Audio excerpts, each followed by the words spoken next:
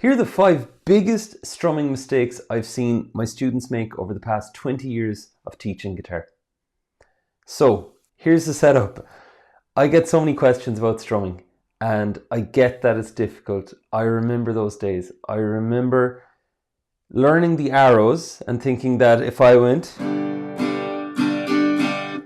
it meant I got the pattern. And then, as students say, and I've chatted with a few of you in the comments, like, it just sounds mechanical and it's robotic and I don't sound like the song. This video, these 5 mistakes are going to help you come out the other side of this. It takes time. This isn't an instant fix. I'm not a teacher who will be like, we're going to fix this in 2 minutes. Some things you can.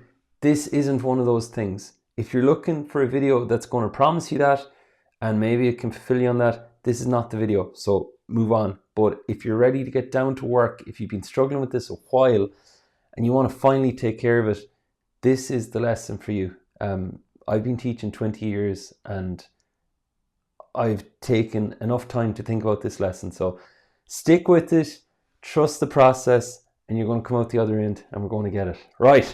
So this is for you if you're bored of playing the same strum pattern, if you have been playing quite a while now on guitar and maybe you have like your open chords, maybe you've even bar chords and you finger picking and other things working, but when it comes to your strumming, you go, oh man, it just doesn't sound good. So step 1 here, and I have my trusty board on the go. We have our 5 biggest strumming mistakes. So we'll be moving between the board and between the guitar, and of course I'll be playing guitar as well into the bargain. So here's the first thing. The first biggest strumming mistake, and these are steps. These are learnt one by one. You could fix step 4, but there could be something happening with step 1 or 2 that will still affect step 4. So they need to be learned in sequence. All right, so I feel like I'm lecturing here. Sorry if it sounded a bit preachy, but we'll get down to it. I've only had 1 coffee today. Right, and my name is Dave, by the way. I'm from the schoolofguitar.com. Right, so we got the strum patterns. Here's the problem. More complex strums does not equal progress. Let me explain. Okay. When I was learning first, I learned like a lot of us learn. We get our strum and we're going like, we start with all downs and things like that. And then there was a kid in my class and they came in and they could play Wonderwall. And I was like, oh my God, Wonderwall, I want to learn that. And the strum pattern looks tricky. And I asked them, I was like, how do I learn that? I hadn't a teacher at this stage. And they told me with arrows. My uncle taught it to me. It goes, and they basically told me the arrows, and I was writing them in my school copy, trying to like make sense of it all. And I got the arrows, and the song was all over the radio. It was everywhere at the time, and I thought that meant progress. I thought that, well, if I get Wonderwall the way this guy has it, that'll automatically level me up and make me a better guitar player. But the reality of it was, I went home and I practiced it like crazy. Like, I mean, I got the arrows and it sounded relatively in time, and it ended up sounding something like this.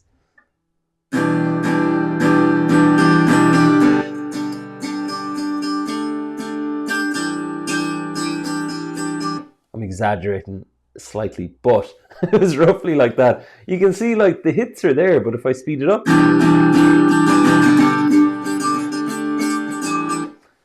it just doesn't sound musical. Does not sound like the song. You get it, right? And that was the first thing I realized looking back, and when I later went on to teach guitar, that was my approach also. I was like, I'm going to teach them Wonderwall, and if they nail Wonderwall, this means they're a better rhythm player. But then their strumming sounded like mine did. It was robotic and I couldn't figure it out. It was only till years later that I discovered the second step, which I'm going to share now. Step 2 here in this equation is the following. It is that players, they try everything at once. Let me explain what that means in a sec. And of course, if there's anything you want to ask me about strumming, post it in the comments below. I don't know, if you look through my channel, you're going to see I've over 600 and something videos, and I've responded to most comments, unless they're rude comments. Sometimes I don't respond to those. Try everything at once. Okay, so for example, if I was doing my strum pattern here, G, D, E minor, and C, and let's just say this was my strum. So that's a classic down, down, down, up, down, right? Well, the problem with this is as follows. It's that now, let's just say you've had that epiphany moment. You've gone, all right, so more complex strums doesn't mean progress. Okay, so I'll take an easier strum. I'll take down, down, down, up, down. I'll even make the chords easier. G, D, E minor, C. I won't do any like crazy Wonderwall chords or bar chords or anything. But then what can happen is, I remember when I tried it, I was like, okay, so with students at the time, I'd go, right, so okay, Wonderwall is not the answer. Maybe Me and Julio down by the schoolyard is not the answer. And I took basic chords and I took a basic strum pattern, and I was like, this is going to help them with their rhythm. And then we still ran into problems, and here's why. When you do even that easy chord progression, with respect to wherever you are, I know that could be tough for some of you, and that's okay too. So if I do this,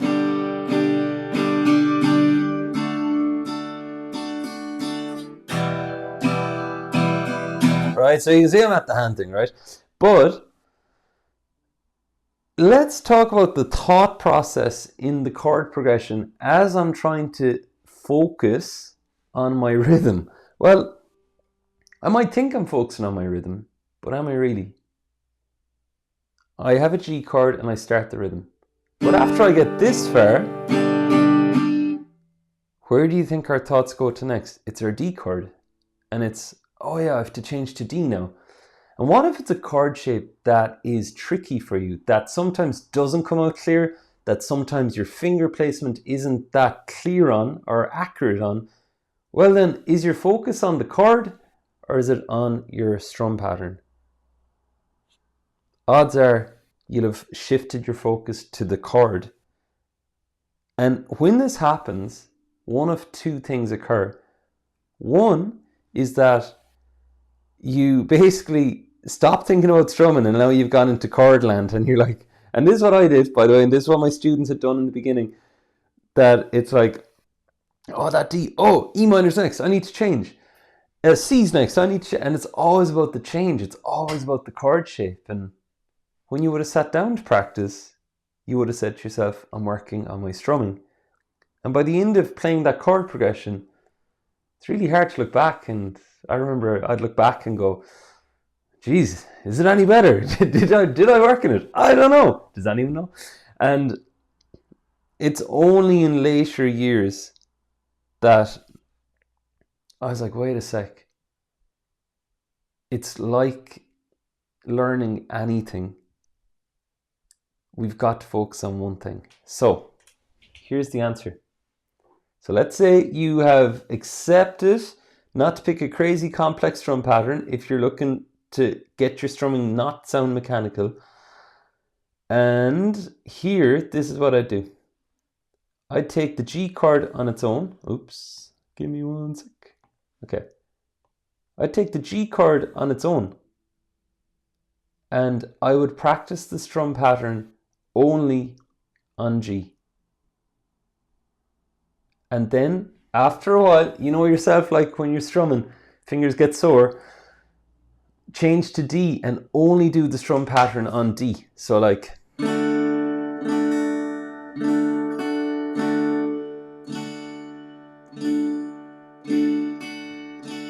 then on E minor. And what you begin to discover is, first of all, when you only have one chord to practice your strum on, because we're focusing on strumming, that you have time and space to think and breathe. You have time and space to think, is this working? Is it not?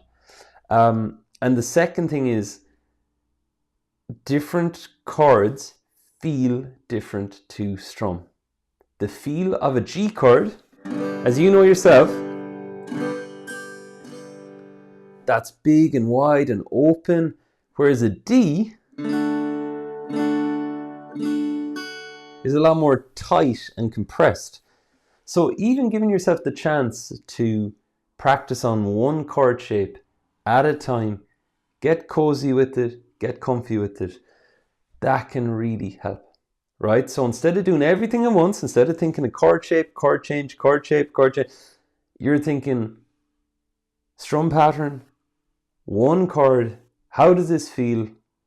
It feels a little bit wide and loose maybe, but this is how G feels. Whereas D could feel more compressed and tight. And you've space to get to grips with these things. Now, doing step 1 and 2 doesn't necessarily guarantee your strumming will stop sounding mechanical. But we're on the way to it, which leads us to step number 3. So step 3 then is as follows. And this is the most important step of them all. You miss this one, the other 4 steps will not work. So number 3 is your pick grip. And I don't want to start the whole debate of we could have a debate all day going, well, I don't like using a pick, I want to use my thumb. Or is it good to use a pick? I drop my pick a ton. We'll get more content again on the whole thing around the pick. But for now, let's just assume we're going to use it. I didn't like using a pick when I started either. I mean, like, I wanted to use my thumb. And the big problem with the thumb was volume. Like Wonderwall even, like if I go like that.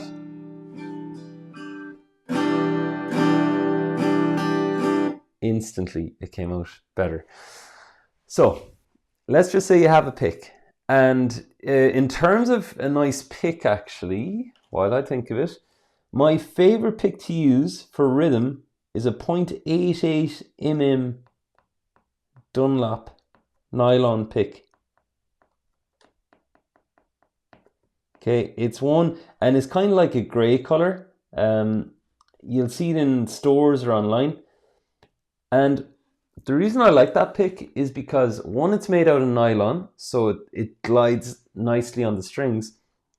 And 2, it's 0.88 thickness. Some players start with 0.6 and do that if that works for you. I enjoy 0.8, and that's the one I stick with. So, the pick grip.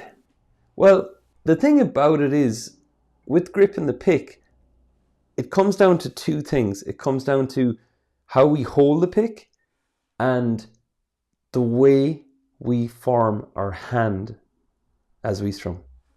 So, like, no one ever told me this when I began. Like, it was, here's a pick, hold it, play, you know? Thumb and index. I have my thumb here, my index here, right? And you see there, that's the way it works. I am not doing this because what happens there is that affects my wrist. If I want to grip a pick, watch the way the wrist will tighten. And watch this. It flexes differently, right? And especially for down the line, you can do stuff with the fingers and the pick. So, thumb and index on the pick. The next thing you do is as follows. You're basically going to hold the pick so light. If you're here in a lesson with me, I'd ask you to hand me your pick, and I'd go to take it out of your hand. And in that moment, what I do in every lesson is, in that moment, I'd stop, and just as you're about to hand it to me, I'd pause and go, do you feel how light you're holding it?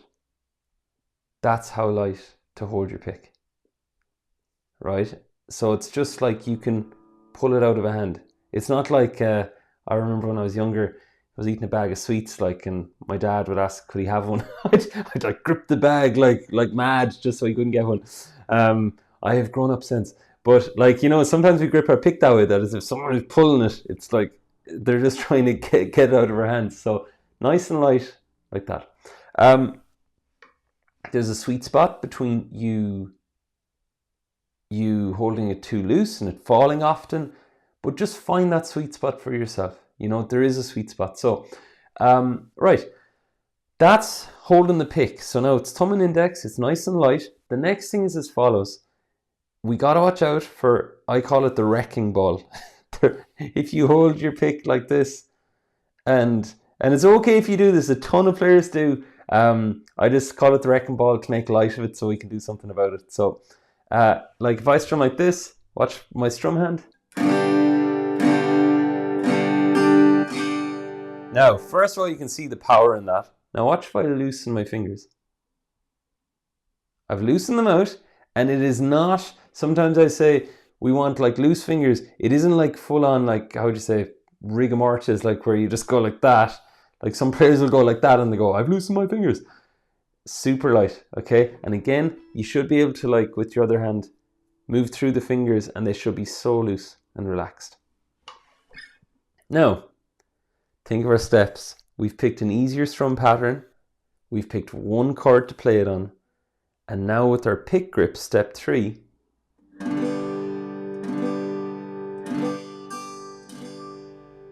it starts to sound lighter.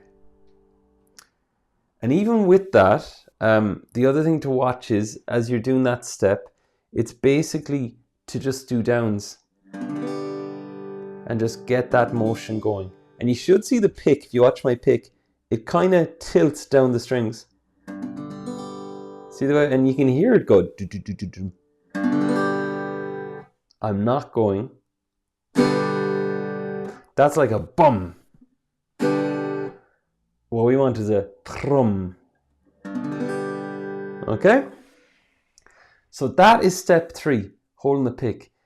And again, this is a habit to build. It isn't one of those magic guitar fix things where, you know, like if you're not getting a chord and a video pops up, like I have a bar chord video, by the way, that has nearly 400,000 views at the time of this lesson. And it's like, I pop up and I'm like, hey, do this thing and it's going to fix your bar chords. And it works. Like some of those things on guitar work, but other things, and that's like fixing chords. Other things like strumming that are more habit based and routine based, they take deliberate, conscious practice, and they take effort and habit and patience. So that's the thing to watch.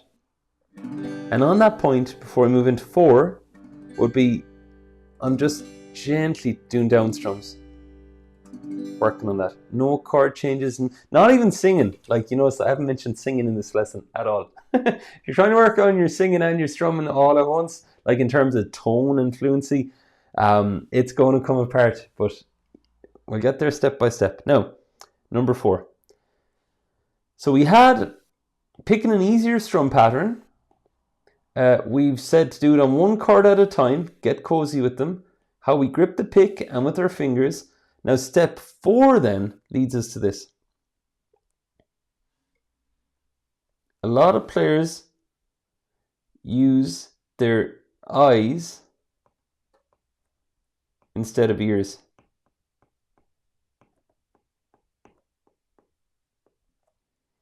And we do not want to do that either. Here's why. When I was learning guitar, I used to look at my strum hand a ton because it was the way I'd know if I got the arrows. I'd go, oh yeah, so Wonderwall.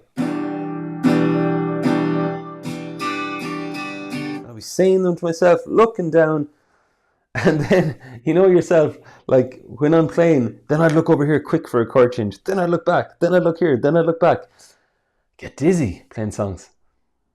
And it was the same I saw in my guitar lessons when I began to teach. So, and it's 99% of players, you know, you lead with your eyes. When you're told about a new thing on guitar, of course you want to look. You're taught to look. And a lot of us are visual learners. But when it comes to the tone of your strumming and it not sounding mechanical, well, sounding mechanical, even in those words I used, it's about the sound. And if we really want to hone in on the sound, like blocking out our vision is the way to go. So what I'd suggest is this: with the strum pattern, and you could try this with me since you have your guitar. If you get your G and you basically just do down with me, and I'm only doing downs. And what I'd like you to watch is that you're holding the pick with pretend you're about to hand it to me. It's nice and light. Loose fingers, you can wiggle them. You're on a G. Rest the pick at the top and go like this. Make it last as long as you can. And I'm looking in the beginning to be sure I'm landing the pick on the string and it falls down the strings. It's not like a mad movement. And I'm observing my hand to see that it hasn't gone back into any old things. Okay, then I might change to E minor now.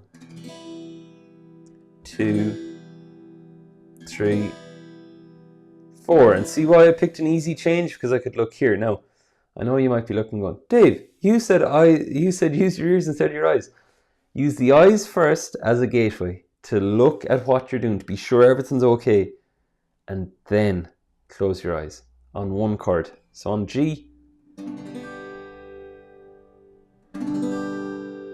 and here you'll notice the feel of it as well, how it moves down and how your hand glides back up. And you should hear a drum, and then maybe on C, D, right? And of course, you might be changing chords with your eyes closed. That's okay. But the main thing is that you close your eyes and you begin to notice what you hear. Right? So that's the next step. It's to use the eyes as a gateway, but use your ears to determine how fluent it starts to sound. And how it sounds fluent is by holding the pick with the thumb and the index, the 3 fingers. You're on one chord with the nice strum pattern, and you are staying away from those complex patterns, which leads us to step 5, right? So let's get to it. You're doing great. Okay, thanks for sticking with it this long. I know in the age of YouTube, it is so easy just to, hold on now. It's so easy just to flick off videos and move to different ones. So you're doing good. You're doing good. So the last step is as follows. It's that, for example, we have had these, and I'm just trying to try everything at once, eyes instead of ears, tight pick grip. So these are like anti-advice, you know. We're saying to do the opposite. So this one is no patience. And boy, oh boy, did I have no patience on guitar. No patience or fluency. Let me explain. So, you know yourself, when you're learning chord shapes, it's like it's the greatest feeling in the world, like to learn something new on guitar. And it's like, yes, I got a new chord. Yes, I got a new song. Yes, I got a new this. And then when it comes to strum patterns, we're like, yes, I got the strum pattern, but the arrows are there, but it doesn't fully sound like the song. You know, it doesn't feel as good. And this is where many players bounce off it. And I remember I left it aside. I was like, I'll probably just improve over time. I'll get back to learning more chords and songs. And it wasn't like, it wasn't. So, first of all, I had no patience to just go at the strum pattern and to really, really dig into it. And the second thing, and this only came to me just last week, by the way, this term, I was thinking about it lately. In school, I had a French teacher, and I was at the front of class, and we'd French, I think, every day. And I could not believe how fast and how fluent she sounded. she'd speak, she'd speak. I don't speak much French now. I'm not going to disrespect any French people by trying to speak French. But she'd like speak, and it'd be so fast and so fluent. And then I'd look at the page and I'd be like, bon, and I'd be pronouncing words, and I was like, oh my God, what is going on? And she kept speaking about the benefits of immersing yourself in the language. Like she spoke about like going to France. I think she lived in France for a period of time, and so had one or two of my other language teachers. They'd lived in the country, and at the time I thought, well, that's cool. But now I understand. Now, like, I'm 37 now. That was 20 years ago. And I was like, wait a sec, sure, they were totally immersed in the culture. That's all they heard was the language, French in this case. All they spoke most of the time would have been French. So, and by the way, this was like pre-internet big days, right? So like, if you move to a country, you're kind of the internet. Yeah, there was internet, but like you were mostly surrounded by the language you lived in. And when it comes to your strum pattern, the key thing to remember is that if you're not happy with it sounding, let's say, mechanical, or that it doesn't sound like the song, or it doesn't sound flowy, or it doesn't flow well, whatever terminology you're using, well, if you frame it as learning words in a language and expressing yourself through your strum pattern, nobody begins French, nobody begins Spanish, nobody begins languages and go, you know what, it's day 3, I should be fluent by now. We kind of accept that fluency takes time. And when you practice patience with these steps here, it's connected to the guitar, don't worry, sometimes I go off on like wild tangents. When you begin to accept that it'll take patience and time to build that fluency, it makes it a hell of a lot easier to enjoy your guitar playing. So if I was learning it, like fluency would look like this. I'll get a D chord this time. So again, D, and I'm just listening for it.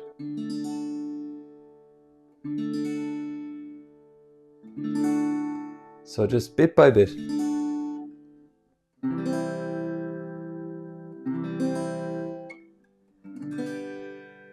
I'm taking it so slow, the way I'd learn to pronounce something slow.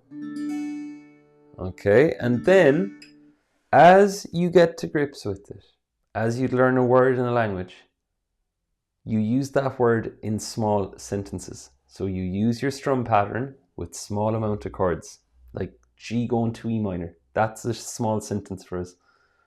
Then when you get comfy with it, you use it in short stories, which are like verses in songs for us. So now you have your strum pattern, you've graduated from a chord to an easy change to a chord progression in a verse. And then as time goes on, you will graduate and you'll end up being able to use this anywhere and everywhere you go. But it's because you spent the time using it. Because I remember with French, I'd learn sentences and I'd be like, yes, I'm improving at this thing and I am going to speak French now.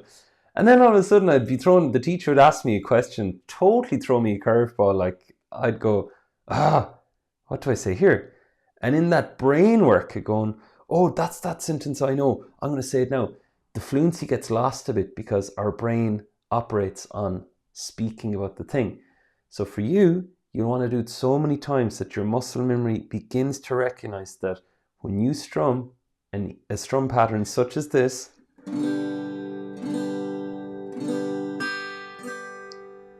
that's how the hand feels, that's how it's supposed to sound, and it's a done deal. It's like the way I have not said all the steps involved in making a G chord here today because you get it. I get it.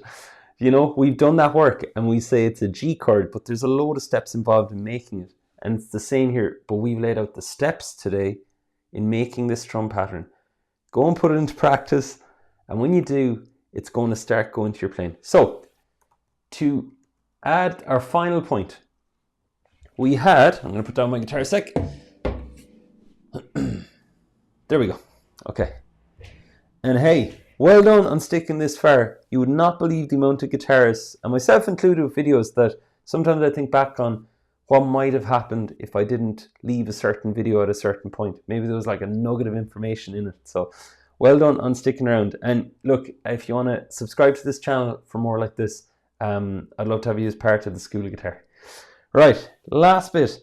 So pick, and now I'm going to do the anti-advice. Pick an easy strum pattern. Try one thing at a time. Simple down strums on one chord. Hold the pick lightly. There's my recommended pick. Use your ears first, after you've used your eyes as the gateway to recognize it. And then remember that it's the long game on guitar. It's patience and it's fluency. I've been playing, I think, 25 years, I think now. And there's times I think back to learning at school, and I think back to some of the players around me that began ahead of me and were better than me and stopped. They hit a roadblock and they stopped, and they never, let's say they never got the help they needed to get by it, and they just put the guitar aside. And I've had those conversations with those players of you know, oh, I wish I kept it up, or I wish I took up guitar when I was younger, or I'd love to, but I'm busy. You know, we all have something like that, and the older we get, sometimes the bigger these wishes get, or the more important they seem, or the more unreachable they seem to be, because we're running out of time. And what I'd say to you to finish this video is two things. One is that the time is going to pass anyways, and you can sit with your guitar, because this is to do around point 5, the patience thing. You can sit with your guitar and you can play the stuff that feels good in the moment, but there's other things like your strumming tone that require you to just get uncomfortable and maybe show up for a week or so, and it'll improve a bit, but not as fast as other things. But the key thing is that you're improving. And the second and last point is, there are some areas of guitar that until you look at them, they're not going to improve. there's other, it'd be class if they did, but there's other areas that you've just got to dig in with and get to it. Okay, so I'm here for you. Reach out if you have any questions. I do have a membership. I have it's called the School of Guitar. Original, I know. You'll find a link for that below here if you want to check out more about that. There's amazing people in there doing amazing things and doing the work. And we're only in the early stages, and I'm so proud of them. People are sharing videos, sharing what they're struggling with, and encouraging each other on. And if you want to check that out and you want to be part of that, I'm in there too. It's not for a second, it's not a platform where I just give you a ton of courses and I'm like, go yourself. I'm in there. I'm chatting with everybody. I'm checking in with everyone. And it's for a crazy low price compared to doing one-to-one guitar lessons. And members have said it feels like one-to-one lessons. So I'm going to finish with that. If you want to check it out, check it out. And hey, if not, this channel is here for you too. All right. Thanks for watching. My name's Dave from School of Guitar, and I'll see you in the next lesson.